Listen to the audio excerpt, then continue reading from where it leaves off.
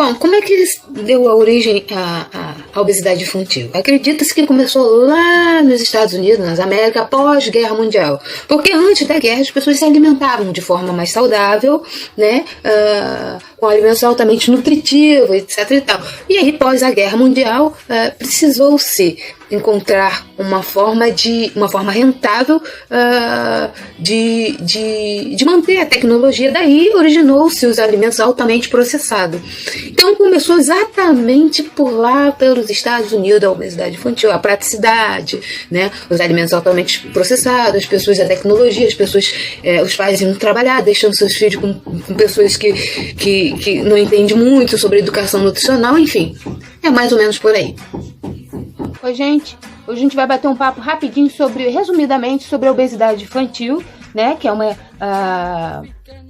epidemia gerada no mundo inteiro, né? E é muito preocupante, uma vez que as crianças são o futuro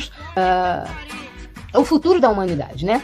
E é muito importante a gente começar a solucionar os problemas vindo lá da base, da raiz do problema, né? E aí eu vou falar um pouquinho sobre a obesidade infantil, que pouco se dá muita importância, né? E eu venho observando bastante as crianças de uma forma vêm adquirindo a obesidade, assim, ninguém está dando importância sobre isso. Bom, a obesidade infantil ela ocorre de vários fatores, é multifatorial, né? E ela se origina em duas partes. Exógena, né, que é causado pelo desequilíbrio de calorias e gasto energético, né, e fatores sociais também, né? E endógenas, que é causado por alterações metabólicas, ou seja, remédios, e assim causa alterações na glândulas e etc e tal. Tá? Quer dizer, ela está relacionada a diversos fatores e a várias complicações, tá? O fator principal é a hereditariedade. Pais obesos passam seus genes aos seus descendentes, isso é fato, tá?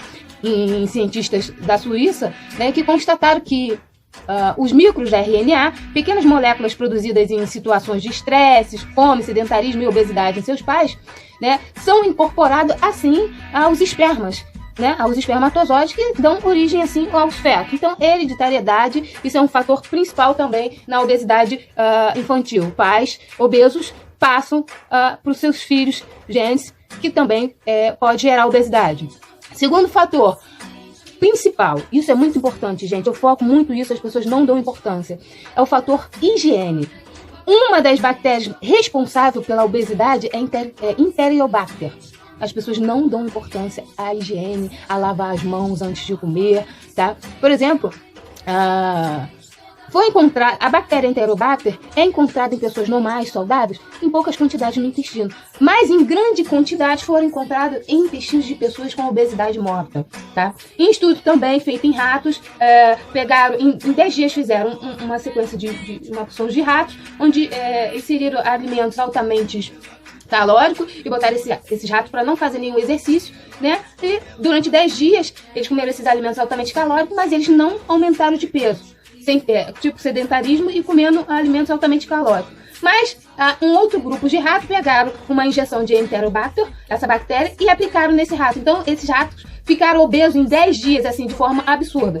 Por exemplo, eu estudo num local onde ao lado a gente lancha, por exemplo, lá no Hortifruti, pode botar lá a câmera lá para você ver. Eu tô 4 anos estudando nessa faculdade e toda vez que eu sento para lanchar, eu vi, acho que 5 ou 6 pessoas lavando as mãos para fazer o lanche. Pessoas estudadas, tá, gente? Pessoas que aprenderam exatamente como que faz e elas não praticam.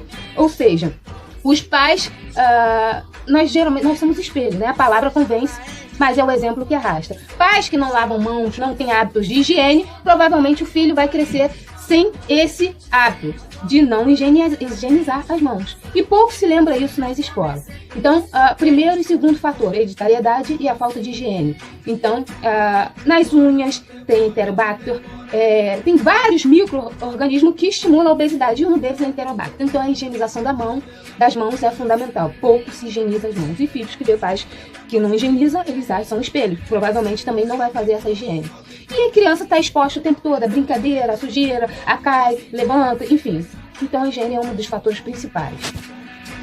Terceiro fatores principais da obesidade infantil, propagandas e publicidades abusivas. Fica muito difícil você competir com propagandas milionárias como Coca-Cola, McDonald's, oferecendo brinquedos e personagens que a criança fica altamente hipnotizada. Então você já dentro de casa, você já vê na televisão propaganda, já sai na rua outdoor de publicidades assim milionárias. Na internet, publicidades de propagandas de bichinhos com personagens preferidos. Tá lá o Traquinas, o Shrek, enfim. Então as crianças ficam desesperadas por aqueles alimentos e assim ficam seduzidas e hipnotizadas, né? E aí obrigam praticamente seus pais a comprar esses alimentos que não oferecem nenhum valor nutricional. Né? São propagandas, para mim, extremamente abusivas, que estão associadas a imagens animadas de filmes e desenhos animados que oferecem nenhum benefício à saúde dessas crianças, e elas passam a consumir esses alimentos, e o pai quer se livrar da criança chorando, brigando, eles vão lá e compram. Isso é um fator principal também. Terceiro fator principal, propagandas publicitárias.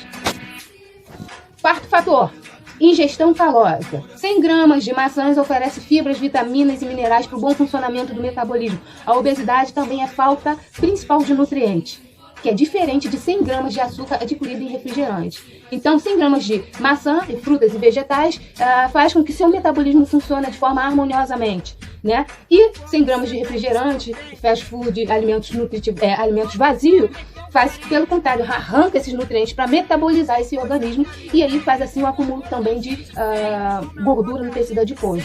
Então, fator nutricional, alimentação sem nutrientes, ou seja, a criança não se alimenta de forma saudável. Então, a ingestão calórica é mais do que o seu gasto. Sabe por quê?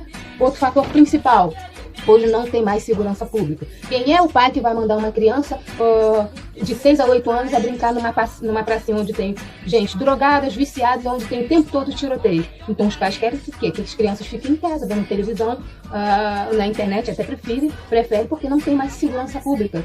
Então as crianças ficaram sedentárias, ficam enclausuradas dentro de casa porque não tem mais uma praça segura onde eles podem brincar. E as crianças que têm poder mais aquisitivo também não podem pro play porque do prédio, no condomínio, porque tem medo, os seus pais têm medo que sofra sequestro e assim por diante. Então tá nesse caso.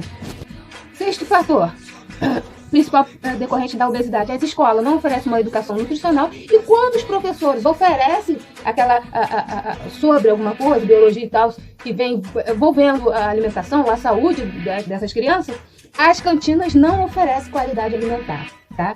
E o sétimo fator principal é o fator psicológico e a moda de valores. Crianças psicologicamente têm vergonha de andar na escola com frutinhas, porque é muito mais barato do que é melhor ostentar um suco de caixinha, um biscoito da moda. Então elas se sentem menos inseridas quando estão com frutas ou legumes, uma comida mais saudável para se alimentar. Então elas preferem pagar mais caro e se sentir inserida, tá? Um suco de caixinha que é altamente cheio de açúcar, elas preferem ostentar a alimentação para se sentir inserida no meio da sua galera, lá mesmo sendo criança, isso já começa desde baixo, né? E por outro lado, muitos pais, por não ter tido uma condições financeiras no passado, seus pais não ter oferecido uma alimentação saudável, eles se sentem orgulhosos em oferecer esses alimentos altamente consumista, né, para os seus filhos. Eles se sentem orgulhosos por poder oferecer essas condições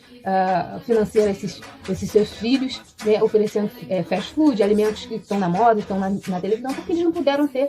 Então eles se sentem felizes em poder proporcionar isso aos seus filhos, né? E aí, o que a gente pode amenizar isso? Implantar programas de prevenção, né? Por exemplo, o osso não é feito só de cálcio, né? A gente tem inúmeros alimentos ricos em cálcio, né? O problema não é o leite, o problema são as modificações que há nesse leite. Então, fazer com que esses pais evitem dar alimentos lácteos altamente gordurosos, né? Procurar outras fontes nutricionais, como ingestão de frutas, vegetais, conversar com esse filho psicologicamente, dizer que é importante, né?